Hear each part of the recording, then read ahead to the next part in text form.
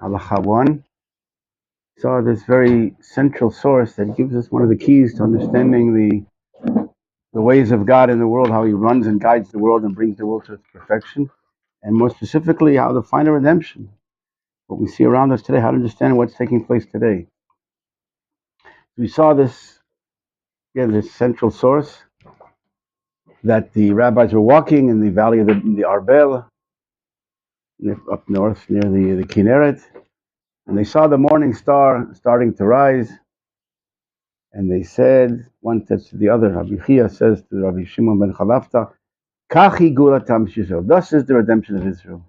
Here we have the key, the final word, so to speak.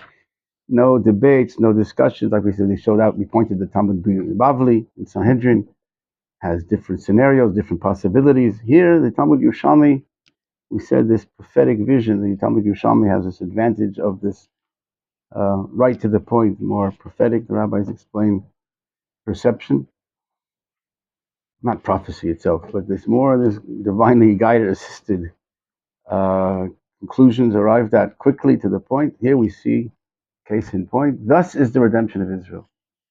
Kachi, how is it? The Moshe kima kima. At the beginning, kima kima. Slowly, slowly, stage by stage, step by step. A slow, historical developmental process in stages. And we began to see a few of the conclusions and ramifications of that understanding. The simplest one is application today, that people see what is going on today. The Jews coming back to the land of Israel, the land giving its fruits again, like the prophets say, economy developed, etc. Everything is nice, but there's more Torah, learning yeshivot, kollel. On the other hand, a lot of problems, deficiencies, lackings, spiritual. It's not according to the Torah. Not to talk about, we don't have the Beit HaMikdash or the temple. We don't have a lot of things, the Sanhedrin. But even the religious, it doesn't go according to all the laws of the Torah, to put it mildly. So how do we make of this? On one hand, there's certain good things that are taking place. In gathering the exiles, it hasn't been for 2,000 years, in Jewish independence. On the other hand, it's so secular, even anti-religious and anti. So there are those that say that it's, again, if we are expecting the miraculous redemption, God will bring us back, everything will be good and perfect and holy, the Beit HaMikdash from heaven, complete. And therefore, it's either, like we said, the conclusion is therefore it's either all or nothing. Either it's the redemption or it's not. It's the redemption, the miraculous takes place, it's all complete. The curtain goes up and you see the final product right as it is, not developed in pieces and whatever. So if that acceptation is what you're waiting for, what you imagine, and what we saw the rabbi said, it's not going to be that way. But nevertheless, if you expect it to be that way, then today it's not all perfect. Therefore, the other option is it's nothing. It's not redemption. There are those that say it's just a God's little mercy, a temporary mercy of after the Holocaust to give us a little bit of a smile, or whatever. But it's not the redemption process. It's not the hand of God that is bringing us back to fulfill the uplifting of all of creation. Or, as it says here, if it goes by stages, that's what it means. The stages means it's not complete all at once. The fact that it's not complete doesn't mean it hasn't begun. Stage 1 is not perfect, not the completion. Stage 2, stage 3, there's more to go. We mentioned last week even what the rabbis give the parable of the walking in the sunrise, seeing the sunrise, and one looking at the east, one looking to the west. He sees the majority as darkness. The other one is jumping up. Wow, it's begun. Day is broken.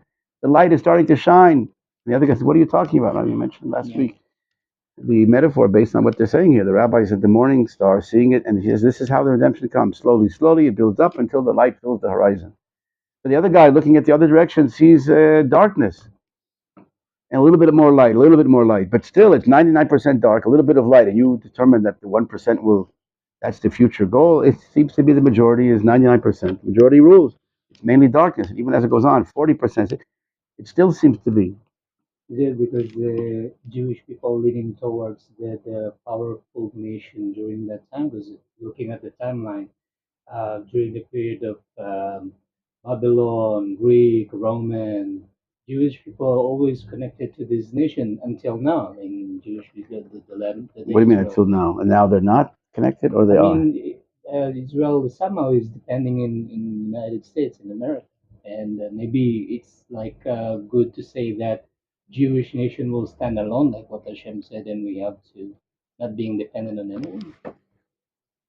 That's what will be. That's what it will come down to. Of halap, right? In the end, not to rely on anyone and realize that our strength is not from America or from Russia or whatever, but from Hashem. But again, Hashem sends the help. We saw that Hashem sends His messengers. He sends the Koresh to enable us to come back, right? The idol worshipping king in the second temple to rebuild.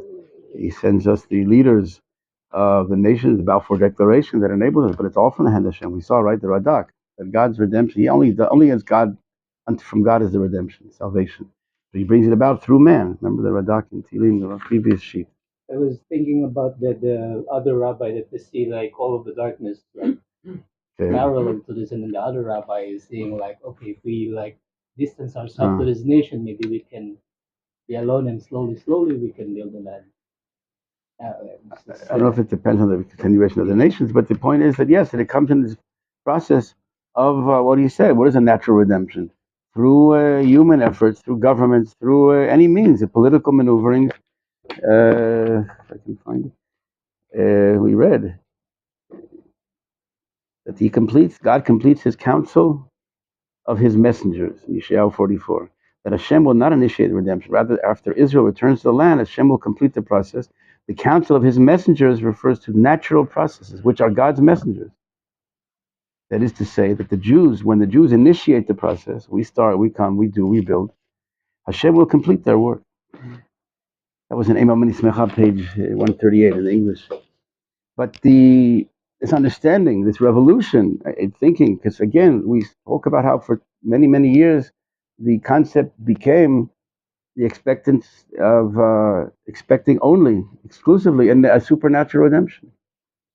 We mentioned historically we couldn't move. The reality is in the Pale of Settlement in Russia, Jews couldn't have no right. You're talking about an independent Jewish state in the land of Israel. It seemed to be impossible. Other than we still believe how God can do wonders. He can bring us back tomorrow on the wings of wings of heaven, whatever, and bring us back. So we mentioned over and over again the other reasons we saw how they were waiting for, expecting a supernatural redemption, which is complete all the way, immediately. And this understanding that the Yerushalmi brings is that it's not so, that it works in a natural way, that God works through His messengers, through Koresh. We saw Radak, through Koresh, and then Balfour, and other nations, and other kings, and not only kings, and Jews, and non-Jews, and non-religious Jews. He brings down Ibn Ismecha. He brings a lot of sources, how it can come through sinners. Jewish, why would God bring a redemption, the ultimate perfection of the Jewish people and the nation and the world, through people who themselves don't believe or against? It doesn't seem proper. The Netziv also, the Netziv of Volozhin, the student, like the head of the Volozhin Yeshiva, Chaim Volozhin, the student of the Vilna Gaon, Rav Kook learned, the students of the Volozhin Yeshiva, how he writes that people have this concept and they tell God how to bring the redemption, how they think it should be more proper to bring it about. He talks about Moshe and Aaron, like the people said, that Moshe said that bring the redemption through Aaron. He's known to the people as holy and righteous. I'm a person that, from Egypt, Midian, I come from, they don't know me as a holy person. I've been away for years, right? He comes back. So he tells, and the Netziv says how so in the future the people will tell God how they think the redemption should come in a better way, righteous people, through tzaddikim, through miracles. And he says not to, very critical there, the letter he writes, not to tell Hashem how to do His business. It comes in a wonderful way. Wonderful meaning wonders, that is not the way we might have thought. But we'll see the sources, and it's not just made up somewhere. We have the sources here. The Torah tells us. So here we saw, so look inside again, those who don't have the sheets, you passed them already, that they're coming in the morning star, and then they learn it out from this, a precedent before that. First they bring a pasuk from Micha, that I sit in darkness and God's light is light. In other words, the dark, it seems to be a process of darkness and you don't see the hand of God. It's very natural, whatever. But to see the light of God, in spite of that, inside of that, that's pushing behind the process. And we'll get back to that. But here it goes on, the Gemara. My time, why is it, what's this? No, now they bring the example. Kach betchila, so too. you want an example how the final redemption would be, I don't know if we read this inside. Kach betchila, and Mordechai is sitting in the gate of the king. V'achar kach, and afterwards, v'ikach Haman et halavush v'tasus. And afterwards, Haman takes the dress of the royal clothes and the horse. And afterwards, again, each stage by stage, and after that, and after that, and after that, Mordechai returns to the gate of the king. And after that, Mordechai goes out with the dress of the royal clothes. And after that, Harkach la Yudim aita ora v'simcha. The Jews had the light and joy. In other words, step by step. In other words, the Yerushalmi brings the precedent and the mold for the final redemption is from the holiday of and the book of Megillat Esther. What is unique about the book of Esther, Megillat Esther, in the Tanakh? Hashem is hidden. There's no mention of God's name explicitly. So here we have this phenomenon that's all the political machinations and everyone's doing for their own reasons. Haman and Mordechai and the king, everyone has their reasons and maneuvering. And through all that, God is weaving the redemption of Israel. But it's not clear. What do you mean his name isn't mentioned? The name of God is how he's revealed, how he's seen. He's always there, he's always running. But the name is how you call a person, how he's seen, how he's revealed. He's galut. As the Gonim asked this, the Gonim on Megillah, page 6. Why isn't mentioned his name? And again, his name is how he's seen. At that time of history, he wasn't seen. His hand wasn't clearly revealed. It was all natural history, developmental process, stage by stage. And what you see, though, is that all that you thought was natural, all that you thought was man-made, political maneuvering, etc., all of that is the hand of God. All of that, in retrospect, you will see that was nothing other than the hand of God that was working behind the scenes and pushing the whole process from the beginning to the end. Even though in the middle you didn't see it. And that's exactly what the prototype for the final redemption. That all that you thought was natural turns out that there was no natural, like the Ramban writes in the Parshat Bo. It's all the hand of God. But he works in what he calls the Ramban, the hidden miracles. He's hidden, it's not seen to the regular human eye. But if you understand how to perceive, how to learn, you begin to see and understand and recognize what is God doing and where he's doing and how he's doing and why he's doing it such a way that we have to learn and try to understand, but not to give him to reflect on him our expectations. Oh, it must be a miracle. So the natural way doesn't seem satisfactory in my eyes. It can't be the redemption now because this is so-and-so and Ben Gurion and Herzl, they're not religious. So this can't be redemption. Why would he use such type of people? So again, we saw that he used the not only not religious people, he used the idol worshipping king of Koresh, and we saw other sources that rabbis have mentioned. But the Eiman Smicha deals with this explicitly more, and certain chapters here. Why would he bring the redemption through sinners? He brings the sources. The Gemara says how there'll be these impure birds, these bad names that will come through the redemption through them.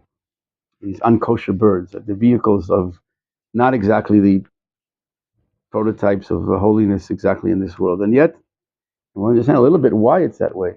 The greatness of God's hand that is bringing the redemption in such roundabout ways. Actually, if you all know, actually, the lineage of the Mashiach, there's a Shach on the Torah, and others that bring out the lineage of the Mashiach. Who's his, going back from the beginning, more or less? Where does he come from? Moab. So roots in the Moabite. But before that, where does root come from? It was going back to the fathers, the tribes, Yehuda and Tamar. Yehuda and Tamar, that's his daughter-in-law. He has relations unknowingly, unwittingly, but he has relations with his daughter-in-law. And from that comes out, and Peretz, whatever the... also David himself, there's questions, the Gemara questions his, not only question to be a king, if he's allowed to marry into the Jewish people. He comes from Moab and Ruth. But what about Lot? Where does that come from? Like Lot and his daughters. Moab. His wife was from Sodom. Right, he was from Moab. Okay, but he comes from Sodom. In other words, Moab. David is descended from Ruth, comes from Moab, which started with Lot and his daughters. Not exactly the holiest thing. And the rabbis talk about that. He also brings down why, as if Hashem works through, again, ways that are not what we would have expected to bring about such great things as great souls of the Mashiach, etc. Through Lot and his daughters, through Yehuda and his daughter-in-law, all these illicit relations, seemingly illicit on the surface, and how these big neshamot are behind the shells of these negativity, so to speak, and how they're revealed, redeemed from this negative forces. But that's maybe not for now. But just the fact is that that's how we all know that that's the yichus, they say the yichus, the relationship that, how do you say the relations, the yichus, where he comes from, the lineage, and where they come from. The dynasty is not such a holy thing. So it's not so shocking. In other words, the more you understand it, the ways of God and the beauty and the grandeur of how, even from the lowest, what seems to be the lowest, what seems to be the farthest, what seems to be natural and so lack of divine, and then revealed again retroactively that all that you thought was not divine is also the hand of God. That nothing is outside the hand of God. Ain't od milvado. Not just the heavens, but also the earth, the natural, the physical. All of that is part of God, and that's the whole point of the redemption that comes this way. We say part of it. Of Rav Kook has a letter, Tafshin Nun Gimel, 753, the letters of Rav Kook, that people might think that the redemption that comes kima kima is a lower level. When God does spectacles, spectacular miracles, wonders, wow, there you see the hand of God. Working through nature is so mundane, is so, doesn't make such a good movie. It's so natural. Where's God? Even to the point that you can say that even religious people can say, where's God? I don't see God in all this. But Rav Kook says that's the greatest gvurasha begurot, he said. That's the highest level, that everything is uplifted. Even nature, even this world, all not left behind. Not miracle like you see this spectacular thing in heavens, these fireworks, but the world is left behind. I mentioned my metaphor of the child that's learning to walk, right? You all know it, right? Learning to walk, and he gets up and falls. The parents can't wait, whatever, pick him up and bring him to the destination. No bruises, no falling, whatever. But what does he lack? He's unchanged. He's relocated geographically, but he hasn't learned to walk on his own. The redemption, it comes in a slow, natural. Each stage is built on the previous firm foundation of the previous stage. It's built up stage one, and upon that stage two. Each stage and level is now, but from the bottom up, and each stage is built. Each now, the final redemption isn't just the top, like lifting up the top, the miraculous, the spiritual is redemption, but the world is left as it was. Like the child is left with the same concepts, the same ideas, the same inability to walk as it was before. God just brings us to Eretz Yisrael and the temple's there, and but we're the same as we were. No, the redemption comes, the pinnacle, the Beit HaMikdash, and the final, that we become different people. We grow, process of growth from the bottom, from the child that gets up and is falling, and it seems to be not so good, but ultimately he grows and gets to that destination. But he's not the same person he was before. Nature isn't the same. Nature participates. Nature is elevated. So Hook explains how nature is. God starts from the bottom and everything is picked up. God like lifts up nature, and everything participates slowly but surely. The Maral explains this in the end of Netzach Yisrael, chapter 47, how it's an amazing thing how the completion of all, the elevation of all, nothing is left out. Not just nature is left behind and the miraculous, God forbid, other religions, right? God is in the spiritual realm, and this world is left to the devil, other forces, to Mother Nature. No, everything is and will be revealed as the hand of God, connected to and linked to the hand of God, to this goodness, to this godliness, of holiness, of perfection, of everything will be uplifted. And that's his highest level. That's the Gvurat HaGvurot, Rav Kook calls it, the heroism of the heroism, the strength of all things, to pick up all, to raise all, not to leave the hard stuff, the dark stuff, the remote behind. I mentioned it, Pinchas Nikoros, one of the Hasidic rabbis, right? A tzaddik, and a holy person can raise an evil person. And a tzaddik gamor can raise a rasha gamor. A super tzaddik can raise even a super rasha, evil. He can lift up the highest, the higher level, and that's what we saw in the Maral. I think he brought down also Ben Smecha, that it emanates from this highest level. Just the last line here. This is what it needs to come to bring the redemption. It cannot come all at once because it is on such a high, lofty level. The loftier that comes down to the bottom, we mentioned the Tashrak, right? The Musaf prayer, the Torah explains in the Shulchan Aruch, the Musaf Tafshin Reish Kuf, the backwards alphabet, right? Tikanta Shabbat, Ratzita Korban, the Musaf prayer of Shabbat. It's the acronym, the first letters of the backwards alphabet, from Z to A, Tafshin Reish Kuf, right? And that That's the secret of redemption. What's the secret? That it comes in this bottom way, the backwards way. It starts from the bottom, from the physical, from the mundane, from the most remote, from the Aleph. The Aleph represents the epitome of oneness, the godliness, the holiness, the revealing of God's oneness and good. The tafshin, the back, the bottom of all that, the farthest remote, the most remote, and everything is elevated, connected, and revealed that it's all Hashem. The Aleph permeates and it expresses itself in all in the lowest places. So it starts from the top shin rich group. It starts from the bottom, from the physical, from the mundane. Because it's so lofty. If it's something like, I think also the Chabad is a metaphor of the, like, a small light can illuminate a certain distance. A greater super projector can illuminate even the most remote, the farthest, right? The most darkest corners. So the redemption starts from the darkest corners, the most remote, the most backwards, the most, like, even the Mashiach comes through these relationships that are so dark, so to speak. But it's all inclusive. The final redemption is elevating all. Nothing, ain od milvado, nothing outside of it. Nothing is left behind. It's not some local, how do you say, cosmetics that use you back in the land and things that we have, I don't know, even a religious. It's a change in man, humanity, creation. We mentioned the Ramban. I told you to do the homework to look it up. We read it once, I think, once or twice. The Ramban, Maimonides on the Torah in Dvarim chapter 30, verse 6. The future, the circumcision of the heart. What's the circumcision of the heart? There's something now on the heart that blocks us from recognizing, from living our true inner nature, our goodness that is implanted in us, that holy soul that we have to be good, to be one, to be connected to Hashem, moral, ethical, good, and kind. And that's our inner essence. That's our true essence. But we have this foreskin that covers the heart, the Yetzer Hara that pulls us to other directions, to be more focused on ourselves, the private, the selfish, the worried about ourselves, and to be jealous and hatred, etc. All the sources of all evil in the world because of that. But in the future will be the circumcision of the heart. He says what? The Ramban writes there, that in the future, Torah will become natural. Being good will be your nature again. You won't have this blockage. You'll be yourself, your true self, your inner self, which is good, which is holy, which is kind and considerate and compassionate of all, connected to all.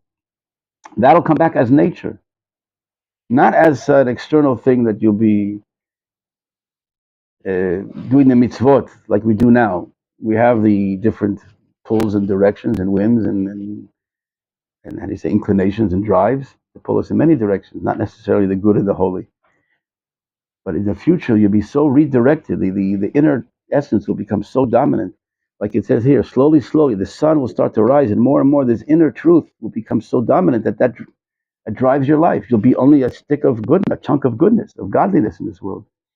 You'll have no other desire, he says there. There'll be no desire to do evil. Not like you overcome. Like I said, now we have the books that tell you we have a desire to do something, and the books tell you if this is wrong or right. So we succumb. We know that God knows best, and He knows what's good for us, and He knows. So we, how do you say, succumb. We submit to God's will for different reasons. Each one to get rewards, to avoid punishment, or to understand that what God knows is the best, and for the ideal reason. Levels and levels of our performance, but we have to overcome what the Rambam calls the kovesh. The Rambam, in his 8 chapters, the famous 8 chapters that come at the introduction to the Pirkei Avot of the Rambam Maimonides. So there's the kovesh that has to conquer, overcome his yetzer, and that's man. That's our job in this world, to use your intellect to know what is good, and not what animals, instinct, your animal behavior, your, how do you say, bestial sides. For the animals, that's okay. They have instinct to do what they live according to their instincts. But for man, he has these drives. But the point is to be a human, to have the intellectual, the spiritual side, to guide and direct and overcome, to live according to who you are as a human being. And that's our job in this world. But in the future, we get to this point that after doing so, we perfect ourselves so much so that now we become good. We don't become good. We become who we always were. Torah as nature, being good as a natural drive. Again, the Ramban makes so much words. He comes back before it was the Adam Rishon, before he sinned, where Torah was natural. Doing good was the most natural drive. How can you not? Like now, most people, we've overcome that drive of murder, let's say. Most people don't have the drive to kill. And every day they have this battle, and they see other people, they overcome, and they don't go out and kill someone. Most in the cultured world, we're not cannibals, whatever. We don't have that drive to kill. We overcome it. So that part we become what's called yashar, the Rambam. The more natural, we don't have any desire to kill. It's not on the agenda.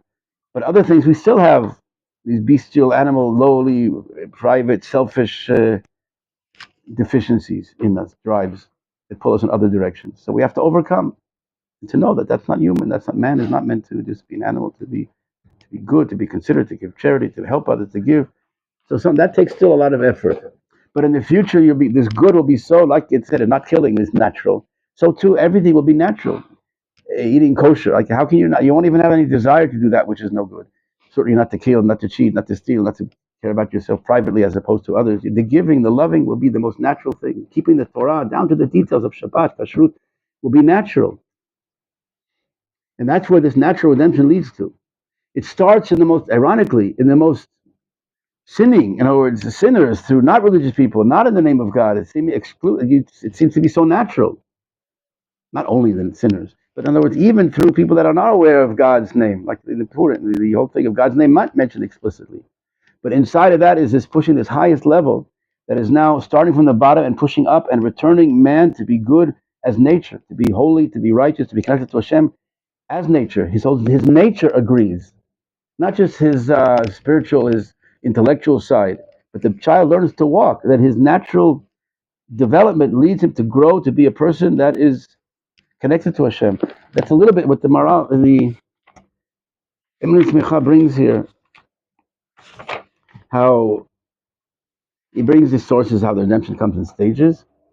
And he says how the Mashiach will not come to the people of Israel suddenly like a flowing river to redeem them instantaneously from darkness to great light, as so many Jews imagine. People still have this imagine, like we mentioned, that people think, they expect, wow, it's going to be all at once and perfect and great. But it's not a deficiency. We had that in the miracles in Egypt. You think that was the end? That everyone saw God and that was it? But we see afterwards, the gates close, and then of heavens, the miracles, and then people are back to the regular and forget God. We see the world after that, it was not full of redemption yet. Why not? There was a full expression of God's name, the 10 plagues, and the splitting of the Red Sea. What more do you want? And yet, after that, people, because they're not really changed inside, the final redemption that comes in not a super duper way, and yet that's the way that comes and builds slowly. What he says here, rather they will ascend gradually from one level to the next. And once they're accustomed to one level, they'll move on to the next until they gradually reach the highest level on the ladder, ascending to the house of God.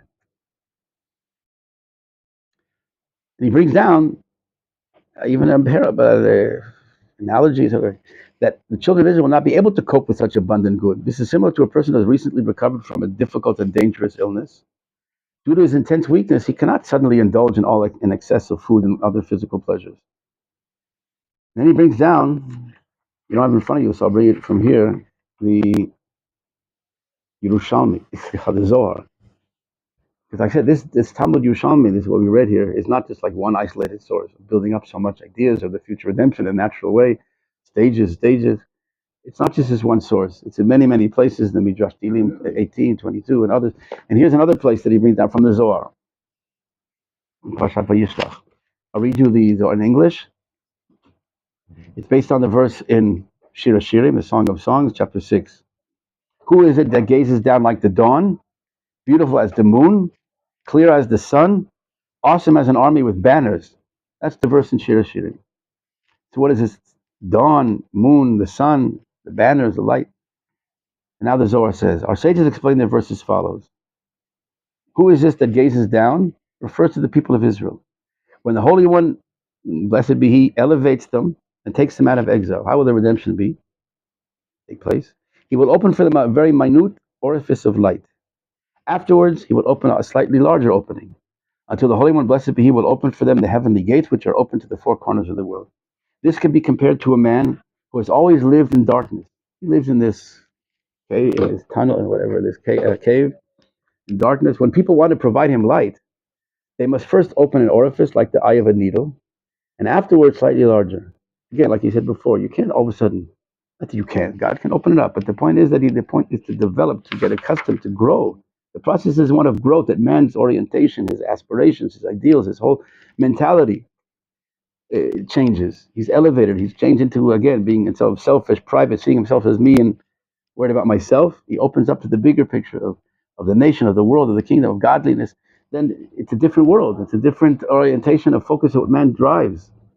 And that's the revolution that will be. until what it says in Yeshayahu chapter 2, in the future, right? Lo yisagoy, the nations will not take sword upon each other, no more wars. Not because there'll be the, how do you say, the deterrent, that there'll be weapons of mass destruction, that it's not kedai to go to war, because if you do that, he'll destruct you and the whole planet will be blown up to smithereens.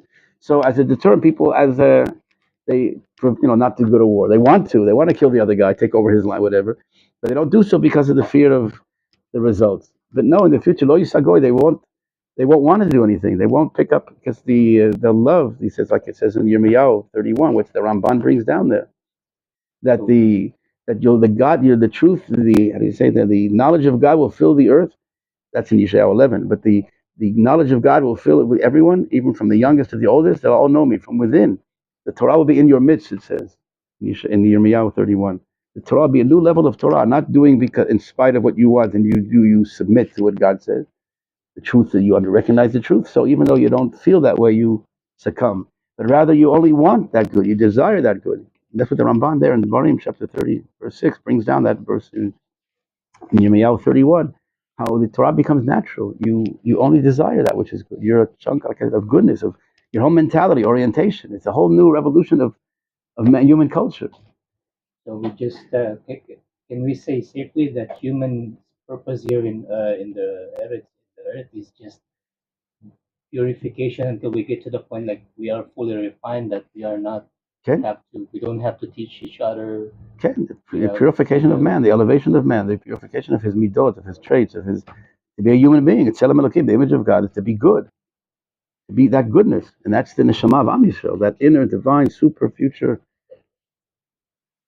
how do you say, light of the future ideal of holiness, of absolute perfection. That's the soul, the life force of the inner life force, of explain, of Am Yisrael, of Jewish people. Not every Jew lives that, because it's the inner force. I don't want to explain it now, bring it down. But that's this inner force, that's our true drive of life. To be that good. And to be that, bring that to all of mankind, yes. To raise man to be humans. Not only man, the animals, right? What does it say in Yeshayahu chapter 11 about the Mashiach? Who will live with who? Animals will dwell, like lions. The Gazevim Keves, the wolf with the lamb. It's the change of nature. Yeah. Not just like we'll be again relocated to the land of Israel. Wow, redemption, we're now the land of Israel, we have a Jewish state. That's the end. You're reading this literally. The change of like Ken, laws of nature. Ken, the Rambam says in the laws of kings and their wars, he brings that, he says it's not literal. He says metaphor for the enemies of Israel. Metaphor, right? But if you have it here, the Rambam, you have it there. The commentary on the Rambam, the Radbaz, he says that that's in Chutzlar, it's in Eretz Yisrael, it's literal. It's a literal change of nature. But not only that, it says the deserts will turn to you say green pastures, whatever. Mm-hmm. Nature will change. Yes, there'll be a change of nature.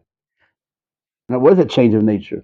That the goodness that is implanted in all the levels of creation, man and inanimate and domain, but everything will be revealed and it will be worked towards this, can be connected as one holy expression of godliness in the world. Right, Gan Eden? This is, yes, this will be Gan Eden. It says Eretz Yisrael is Gan Eden. Now that we don't see it, but yes, Eretz Yisrael the flood didn't affect the Gemara in Zvachim, the opinion that there was no flood in Eretz Yisrael. Eretz Yisrael remains Gan Eden. We don't see it. We have to come back to it. But yes, the whole Torah and what you asked, our goal is to bring the cleavage, the connection of all of creation to godliness. That will permeate all. What it says that we say every day, the end of Alinu L'Shabeach in Zechariah chapter 14. In that day, God will be king, whatever. In that day, Hashem Echad, Ushmo Echad. Again, what is Hashem? Yud Kei Vav Kei. The Gemara says that God is always one, but His name will also be His Yud Kei Vav Kei be one, and His name. What is the name we said? What did we say before? The Gonim explained the name of God is how it's expressed, how it's revealed, how it's seen and practical, not just. So theoretically, God is always one. Not theoretically. He's always one. But his name, in other words, the ideal and the real will become one and the same. Now the real is very far from the ideal. That's what Adam Yishon, the first sin of Adam, caused this cleavage. What's the word? Schism, this break, this gap between the ideal and the Shema, the spiritual and the physical, and the world, what we see in front of us. The future is, yes, to reconnect the world, that all will say the name of God. What we say now in chapter 19 in Tilim on Shabbat. We said on Shabbat, we say Hashemayim Mesaprim Kavod. The heavens say, proclaim the glory of God. Like the heavens, the spirituality, where you see godliness, the abstract, the spiritual teachings and learnings. Wow, but it says in the future, in Yechezkel, we say also in Yedid Nefesh, Haaretz ta'ir me'ira mikvodo. It's in Yedid Nefesh, right before. It's also based on a verse in Yechezkel, I think 47 or 43, that the land, the earth, will say the glory of God, not just the heavens. The heavens, you see God, so to speak, the glory, the grand, the infinite. But in the earthly, you don't see it. It's very hidden, right? From the word olam. Olam is from the word helem, hidden. You don't see God's goodness and holiness and oneness. You see man and fighting and bickering and death and earthquakes. In the future, the earth will say the name of God. Like you mentioned also in Yeshayahu chapter 11 about the Mashiach, that the waters, the knowledge of God will fill the earth like the waters cover the sea. I told you, Rav Kook used to say to Rav Tziyuda Kook, what do you mean the waters will cover the sea? The water is made of sea. In other words, it's one and the same. The water is the sea. And that's how the knowledge of God will fill the earth, that the world becomes godly and goodness, holiness, permeates all. So yes, the nature, everything will change. Not, what do you mean change? Come back to what it was supposed to be, what it's meant to be. If we hadn't, man hadn't sinned, then after that we added our own 2 cents to make the word driving a bigger wedge between the real and the ideal, between that light that will permeate with this blocks. Every very creation of the world caused this separation, so to speak, of there's a creator and there's the source. In the future, the source, it infuses all, impumates, it penetrates all, everything is uplifted. So yes, the nature of the animals change, and everything will be what it's supposed to be. It's not some cataclysm, in other words, but it comes in a stage, in a way that everything is uplifted stage by stage. Because otherwise, like I said, it's just a quick thing, but you haven't changed. You just picked him up as he is. But the change that is done by slow education. I don't have time now, but that's is also in Pirkei Avot, right? You chapter 5, right? The stages of education. You teach at Mikra. At 5 years old, he learns the Chumash. 10 years old, at 13, he does the mitzvot. Jewish kid doesn't do the mitzvot until 13. Yeah, 13 does the mitzvot, and then Talmud, and all the different stages. And the rabbi, one of the Rishonim, explains in the Beit. Yes, this. Anyway, he writes how it's not good to prematurely how do you skip the stages. Right? Why not get right to the Gemara, right to everything? No, he says, like I mentioned to you, the case that in this neighborhood. Okay, so why not just Vilna Gaon did? I mean, they learned, but why not skip stages? And I mentioned to you that in psychology, there's it's a known phenomenon. Someone in the neighborhood also, that a child that skipped the crawling. I mentioned last week. He skipped the crawling stages and just started to walk. No, great. What do you have to waste your time crawling? If you can go to that, if you can have a teaching to be a computer programmer, no. And then there's other causes, not only certain deficient intellectual, that is the development of the, not just the lowest levels were skipped, and they didn't have what they're supposed to produce or breed, but it causes an impairment on the highest level, the intelligence, how do you say, the levels of intelligence. It causes, I don't know, it's called mental, right, mental faculties are deficient. If you skip crawling, what's got to do? In other words, if you skip the stage 1 and 2, but okay, I have stage 5. That's if I get to right to stage 5. No, but if stage 5 can't stand alone, if you didn't have the stages that built up to that, then stage 5 is lacking. Has nothing to stand on. Like we said here, a firm foundation. And then the child, like I said, and the parents have to go down. Like he was 9 or 14 years old to crawl with the child now, an adult, had a less adolescent child, to try to salvage what they could of that previous stage. At least now, try to what you can from crawling now, because it was important. That stage adds a certain way. I don't know why. It's certain what they explain, but so too here, the redemption. Each stage is built on the previous. To jump, you think, wow, just to jump to the final stage, but that jumping just skips, and you haven't really accomplished the goal of the child learns to walk and stand on his own. That he hasn't changed, he hasn't grown. So that's what the Zohar says here. The same too is Israel. Little by little, I will drive them away. The light of Israel illuminates little by little until they gain the strength, and then it will shine a greater light. Then he talks about it from the dawn. That refers to the darkness of the morning, which is the strong darkness that precedes the exceedingly faintly morning light, right? The darkest before the dawn. I mentioned that in Yerushalmi, but also here. It's darkest before the dawn. That's from the sources that we have. It seems to be dark before the morning light, and after that, beautiful is the moon. The moon's light is greater than that of the dawn. And after that, clear is the sun. Is even a greater light. And finally, awesome as the army with banners, which means powerful and intense light. Come and see when it is dark. This is all the Zohar from in Vayishlach. When it is dark and the light is, it's on page 136, 137 in in English. Maybe next week. I'll continue. I'm not keep you from continue with Hashem and go on to the other sources we have. So pass back the sheets. We don't have enough.